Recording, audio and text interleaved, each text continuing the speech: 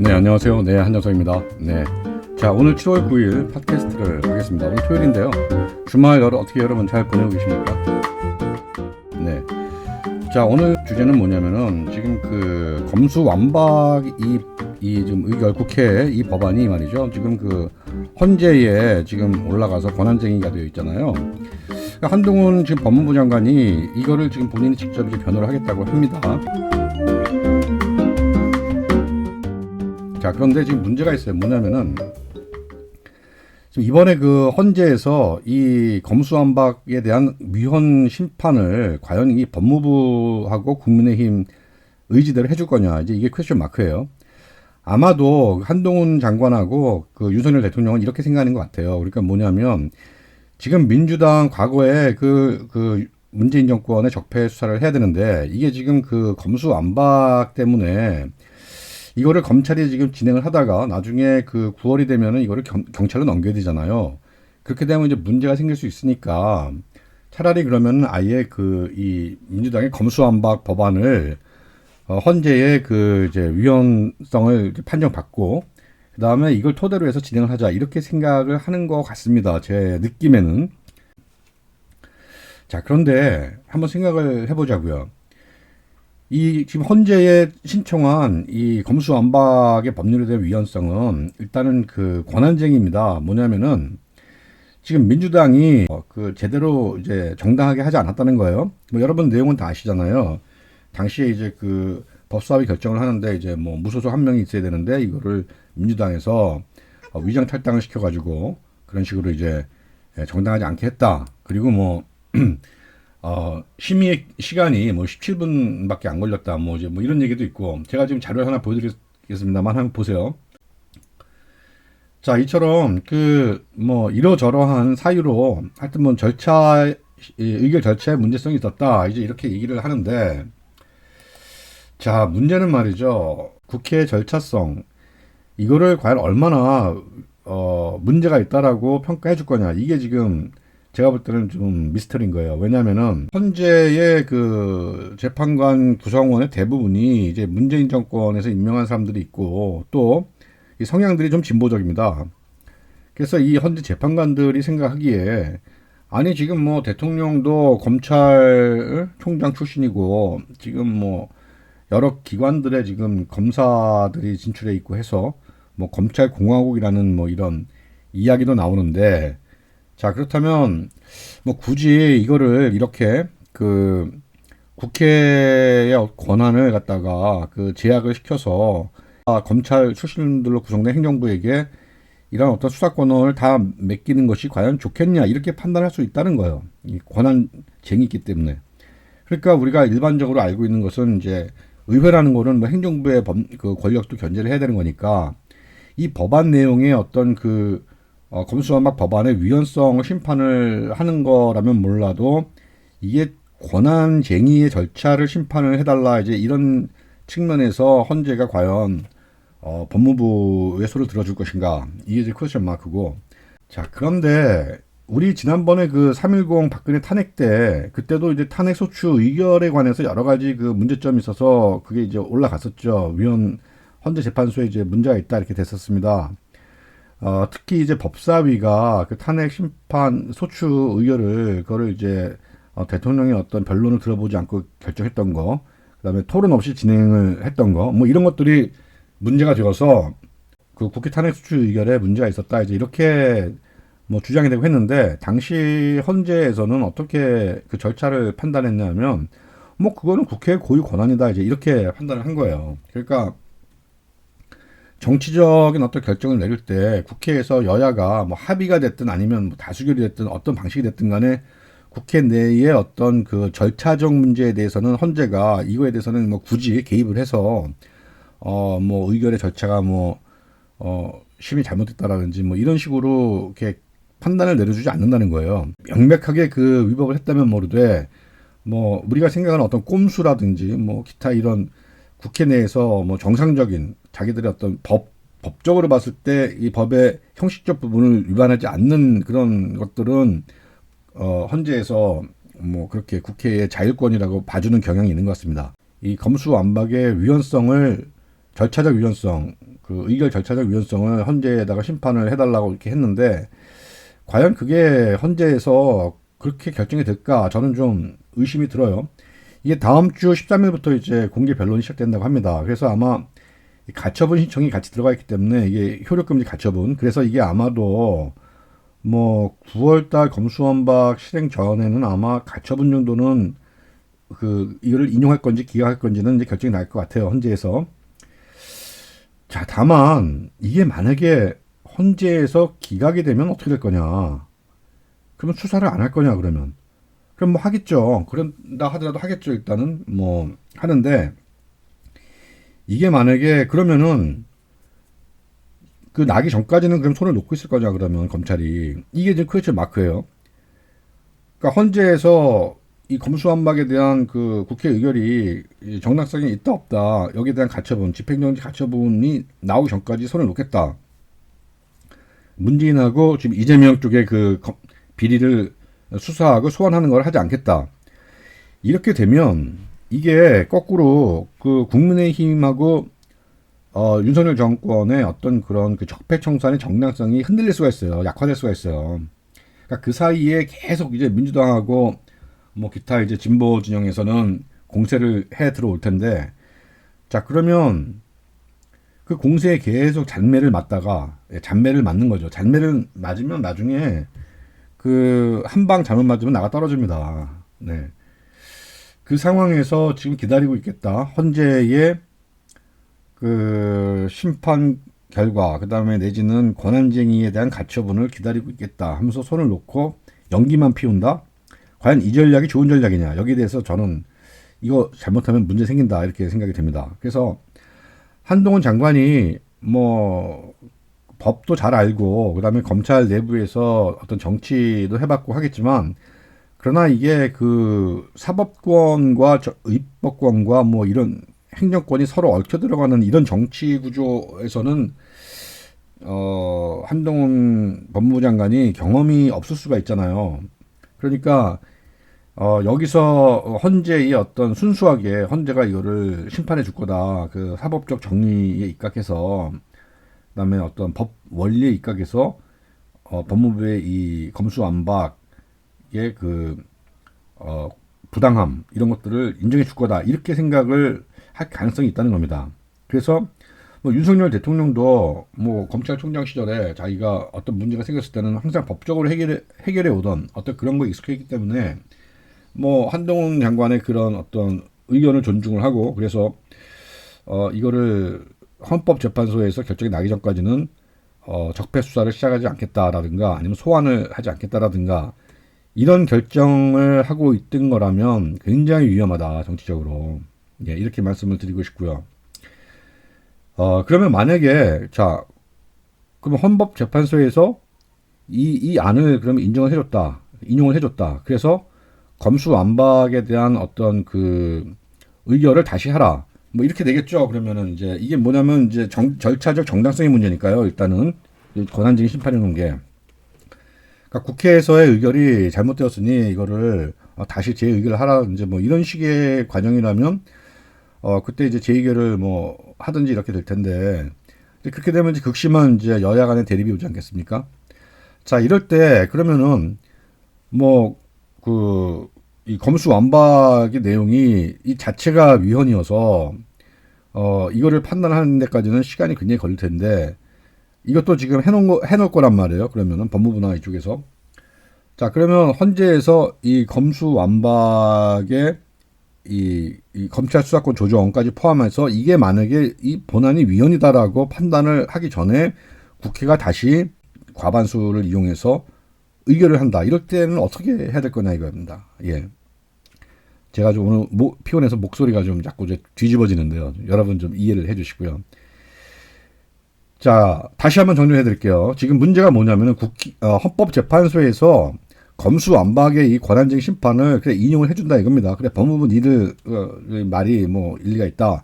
그러니까 이게 절차적 정당성에 의해서 의결된 절차의 정당성에 하자가 있으니 이거는 지금 받아들이지 않겠고 국회가 다시 재의결을 해라. 예를 들어서 자 이런 식의 어떤 취지로 나온다면 국회는 재의결을 해야 될 거 아닙니까? 그러면 이 검수완박의 위헌 정당성도 같이 지금 저걸 해놓은 상태이기 때문에 지금 대통령과 법무부 장관은 이 본안 위헌 심판란이 나오기까지 전까지는 국회에서 이거를 의결하면 안 되는 거죠. 입장은. 그런데 민주당이 만약에 밀어붙여서 가겠다. 다시 뭐 밀어붙여서 가겠다. 이럴 때는 어떻게 되느냐. 이럴 때는 국회를 해산을 해야 됩니다. 국회를 해산을 해야 되는데, 자, 그 국회를 해산할 수가 없잖아요. 대통령이 지금. 자, 그런데 그 지난 4월에 그 청원 게시판에 뭐 굉장히 의미 있는 그 청원이 하나 올라온 게 뭐냐면, 대통령이 이 권한으로 국민투표에 부의할 수 있는 권한으로 국회를 해산할 수 있는 거를 하도록 하자, 이렇게 이제 그 청원이 올라왔어요. 근데 저는 야, 이 청원이 정말 좀 기가 막히다는 생각이 들었습니다.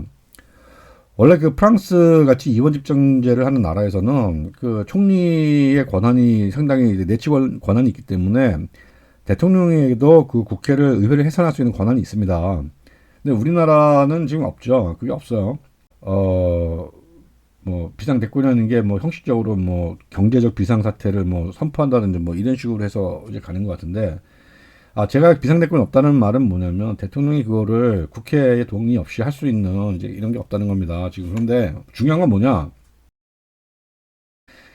이게 만약에 민주당이 이 검수완박의 절차적 의결에 이게 문제가 있어서 이게 헌재로부터 거부될 경우에, 수용이 안 될 경우에 다시 재의결을 하려고 할 때 대통령은 어떻게 할 거냐, 이 문제입니다. 제가 볼 때는 의회를 해산을 해야 돼요. 아니면 민주당을 이 위헌정당으로 해서 해야 되는데, 그 위헌정당으로 할 수 있는 방법은 뭐냐? 일단은 대통령이 선포를 하는 겁니다. 민주당은 위헌정당이다, 이렇게 판단한다. 그리고 국민에게 중대한 그 권리와 그 다음에 그 권익을 침해하는 결정을 다시 내리려고 한다, 이렇게 선포를 하고, 일단 그 국고 지원하고 세비 지원을 다 끊어야 됩니다. 행정명령으로 중단을 시켜야 되고요. 그 다음에 민주당을 위헌정당으로 헌재에다가 소송을 내면 동시에 국회의 해산을, 잠정적 해산을 뭐 붙일 수 있는 거예요. 그죠? 국민 투표에 뭐 붙일 생각도 해야 됩니다. 네, 직접 대통령 발의를 해서 이게 가능해야지만 국회의 입법 독재를 막을 수가 있잖아요. 그러니까 다수당이라고 해갖고 자기들이 마음대로 뭐든지 다 끌고 가서 다 결정하겠다. 이거를 막으려면 어떻게 해야 됩니까? 이거를 막으려면 대통령이 막을 수 있는 건 대통령밖에 없어요. 지금 사법부가, 법원이 어떻게 의회의 다수당의 그 독재 횡포를 어떻게 견제를 합니까? 못하지 않습니까? 그러면 대통령밖에 없어요. 다수당의 횡포를, 과반이 넘는 다수당의 횡포를 견제할 수 있는 거는 대통령밖에 없는데, 대통령의 권한이 없다 이겁니다. 다수당의 반위헌성, 반민주성을 가진 다수당의 횡포를 제약할 대통령의 권한이 없어서, 그러면 이거를 국민투표에 직접 붙이다든가 아니면 대통령이 결단을 그냥 해야 돼요. 양심적으로. 원래 이 공화주의에서 대통령은 그 주권의 예외적 상황이라고 하는 그런 어떤 위기 상황이 올 때, 그러니까 대통령은 헌법을 보호하는 게 임무가 아니에요. 이건 굉장히 잘못 알고 있는데, 대통령이 보호해야 하는 거는 헌법이 아니라 그 헌법의 재개정 권력을 가진 국민입니다. 주권자. 여러분 그렇지 않아요? 주권자가 없는데, 주권자 국민이 지금 위기에 빠졌는데 어떻게 거기 헌법이 그게 수호가 되고 그게 되겠어요. 그러니까 대통령은 헌법을 밖에서 헌법의 재개정 권력을 가진 국민을 보호하는 것이 첫 번째 임무입니다. 그래서 전쟁 같은 게 났을 때 이거를 긴급하게 비상명령을 할 수 있는 거죠. 자, 그래서 윤석열 대통령은 결단을 해야 된다. 이 결단을 못하면 제가 볼 때 이거 그냥 저 헌재에서 검수완박 이거 판단 날 때까지 하지 말자. 저 이재명 이거 문재인 이쪽에 잡들이는 거 하지 말자. 이렇게 손 놓고 있다가는 뒤통수 맞는다. 잘못하면 헌재한테. 그 다음에 두 번째, 헌재가 그렇게 결정을 해주더라도, 그러나 그렇게 되면 국회에서 이거를 다시 절차적인 문제니까 그러면 다시 해서 하겠다고 민주당이 나왔을 때 어떻게 할 거냐 이겁니다. 대통령이. 이때는 정말 목숨 걸고 박살을 낼 생각을 해야 된다. 민주당을 국민의 적으로 지정을 하고, 반민주 위헌 정치 세력이라고 규정을 하고, 민주당을 사실상 국가의 공공의 적으로 규정을 해야 돼요. 그리고 내전에 가까운 전쟁을 벌여야 됩니다. 내전을 각오해야 돼요. 대통령이.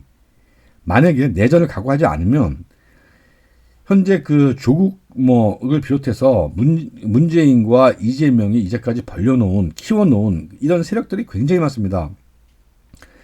지난 그 뭐 최근에 보니까 뭐 그 중국을 통해서 신한은행하고 우리은행의 뭐 이상 거래가 지난 1년 동안 1조가 있었다고 그래요. 그런데 그 이상 거래라는 게 대부분 이제 뭐 반도체 칩, 뭐 금 이런 거를 수입한 대금을 중국에다 빼돌렸는데 이게 불특정 다수가 아니라 어떤 개인에 의해서 했다는 거 아닙니까? 동인에 의해서. 이런 게 지금 금감원에 걸렸단 말이에요. 그러니까 지난 문재인 정권 때 이 북한하고 손잡고 뭔가 이것저것 한다고 하면서 빼돌린 뭔가 돈들이 굉장히 많을 거고 또 태양광 사업 뭐 이런 거 그다음에 대장동 조국 펀드 이런 걸 통해 가지고 뭐 조국 펀드라고는 할 수 없고 그다음에 뭐 옵티머스라든지 라임이나 이런 걸 통해 가지고 지금 쟁여 놓은 이 저들의 이 돈들이 지금 그 돈이 어디 갔겠습니까? 다 파킹돼서 움직이는 겁니다. 이 윤석열 정권을 잡아뜨리기 위해서 무너뜨리기 위해서 다 기획되고 있는 거예요. 지금 하다못해 영화 같은 거 보면요.